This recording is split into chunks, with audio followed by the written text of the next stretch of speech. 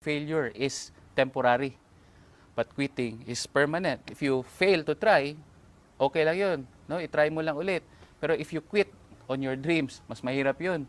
Bakit? Kasi hindi mo talaga makukuha yung gusto mo.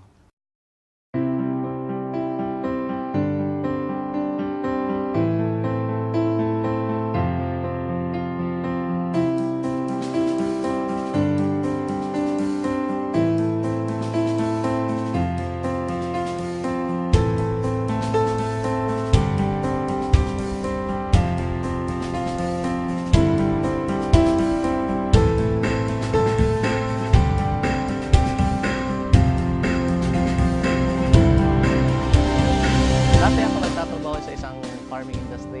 Job description ko talaga is tigasagot ng telepon, tig-dispatch sa mga biyahe sa truck, tig-kolekta og kwarta nila, tig-ihap og kwarta nila, tig-deposito og kwarta nila, tig-buhat og payroll, tig-check up sa mga logistics in and out. Profits are better than wages. Wages will make you a living, but profits can make you a fortune. It is a bit difficult to get rich on wages, but anybody can get rich on profit. So that day, naisip ko na magnegosyo na lang kaya ako. Pero paano? Nadunggan ako ni dati ang B-Mobile sa una pag yun kayo. Tuwing nasa jeep ako, B-Mobile pag pinag-uusapan. Naglalakad ako, B-Mobile na naman.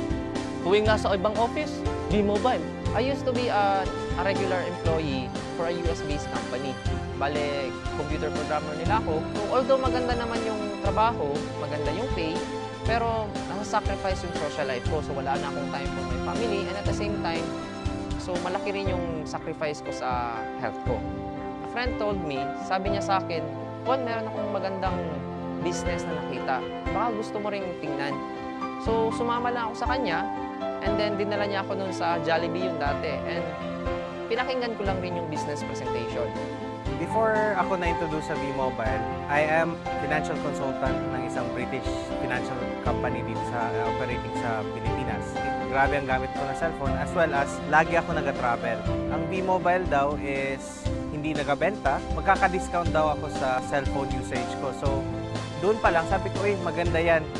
Magiging savings ko na yun para sa aking family. Later ko nalaman na meron pala siyang kasamang business. Hindi ko in-expect na malaki pala yung bigay sa akin na nagiging secondary income ko na siya. And significant yung secondary income na yan. Hindi lang yung maliliit na amount. Ang possibilities din nga nakita na ko, na naagyod ko yung padulungan, yung asenso ko para sa ko ang sariling nga negosyo diri sa B-Mobile. Unlike kung maging empleyado ko. Kung dati gumigising ako sa umaga para mag-report sa office, si boss naman, nakikita ko pagdating ko sa office, yun, nagja-jogging sa kanilang compound. Sabi ko, napaka-unfair naman ang ganito. Nag-e-exercise tuwing umaga. Ngayon, sa awa ng Diyos, gumigising pa rin ako ng umaga. But this time, katulad na din ako ni boss, ang manager. Nagja-jogging din tuwing umaga. At the best part is, I'm earning without reporting to the office. Before, I was very negative sa mga ganitong klase ng negosyo kasi ayaw na ayaw ko yung magbenta and yung kumausap ng mga tao. So nakita ko yung opportunity, sabi ko maganda to kasi hindi mo kailangan magbenta and hindi mo kailangan mag-recruit or pumilit ng tao kasi yung product ginagamit na nila dati pa. So it took me 3 months bago ako talagang nag-subscribe kasi I realized na I am not from Davao City, I'm a stranger. Yun nga, wala akong mga kilala. And fortunately, naging maganda rin naman kahit papano. Doon sa projection, pinakita sa akin sa table, after 3 months, 5 months, ito na yung kikitain mo. So, sa akin naman, fortunately, it took me 6 months bago may naniwala sa akin. So, for 6 months, walang naniwala, walang nag-subscribe, marami akong dinadala sa office. So, it was really challenging that time. After that, nagsunod-sunod na. Naging maganda na yung resulta and lumaki na yung grupo ko. Dati po akong manager sa isang kumpanya. Sales rin po yung trabaho ko. I was looking forward to have my own business. So, habang naghahanap ako ng mga kliyente ko, I dropped into V-Mobile. Nagulat ako sa resulta niya kasi in a span of 8 months time, kumita siya ng mga 7 million pesos. So for me, sabi ko, okay kumita ka ng 7 million, andito ang kapital mo, bakit hindi ko subukan? Pero one thing was holding me back kasi ayoko sa mga ganitong business before eh. Naisip ko, pag ganito, kailangan mo magbenta, kailangan mo mamili ng tao, kailangan mo mag-recruit. So medyo naging hesitant ako. Buti na lang, yung sinabi niya sa akin na hindi mo kailangan magbenta ng load, hindi mo kailangan mag-recruit ng tao, pero kikita ka ng malaki. The very reason why I kept on going despite the challenges is because unang-una, when I saw V-Mobile, I saw na malaki yung potential niya, na kumita ka, yes. And pangalawa, naisip ko, marami akong pwedeng matulungan sa negosyo na to. So unang-una, pwede kong tulungan yung sarili ko, pwede kong tulungan yung family ko, pwede kong tulungan yung mga friends ko na medyo less fortunate. So sabi ko kasi, with a very little capital, pwede na silang magkaroon ng sarili nilang negosyo. Yung mga kaibigan ko, yun pa yung humihindi. Yung mga kamag-anak ko, tinatawanan pa nila yung ginagawa ko kasi parang isip nila, parang baduy, no? Pero sabi ko, kahit anong tawa nila sa akin, kahit hindi sila naniniwala sa akin, okay naman. Kasi alam ko yung rason ko bakit ko gusto mag-V-Mobile.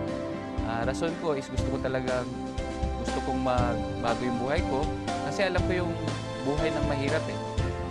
May nangyari sa family namin, naubos lahat yung business, naibago yung bahay. And those were the things that were painful sa buhay ko dati. Pero sabi ko nga, if I can make a change, ibalik ko yung dating state of living, yung standard of living namin, a decent lifestyle, bakit hindi ko gawin? So, hindi ko pinansin yung mga humihindi. Nakakatawa lang, ang mga naniniwala sa akin, yun yung mga taong hindi ko pa kakilala. No? Yung iba nasa abroad, yung iba hindi ko naman mga kaibigan dati, pero naniwala. Pasalamat ako sa Diyos, after 1 year of doing the business part-time, kumita na ako ng 1 million dito. For a very small capital, to earn 1 million pesos is what I really wanted. No? With a very minimal effort, kasi ang ginagawa lang namin dito is we're teaching people how to use their loan. Yun yung masarap dun eh. Dati kasi nung binata ako, sarili ko lang yung iniisip ko. Anything na I do, anything na kinikita ko para sa sarili ko lang. But pag meron ka na palang pamilya, mag-iiba na yon. Ang first reason ko dati was yung discount. Nagugustuhan ko talaga yung discount. So, anong magagawa ng dagdag income? March 2012, it was my first vacation na reward ko sa sarili ko through V-Mobile. 3 days, nagbakasyon kami ng barkada ko sa Boracay, and after 3 days, kumita naman ako ng 36,000. So, hindi na masama. March 31 to April 18, yung family ko naman yung kasama ko nagbakasyon. So, masarap na magbakasyon, lalo na kung kasama mo yung family mo. Ang mas masarap pa nito, pag uwi ko sa bahay, after 18 days na nag-road trip kami sa buong Pilipinas, meron akong at least 50,000 worth na cheque. So I was very happy and my mother was very happy.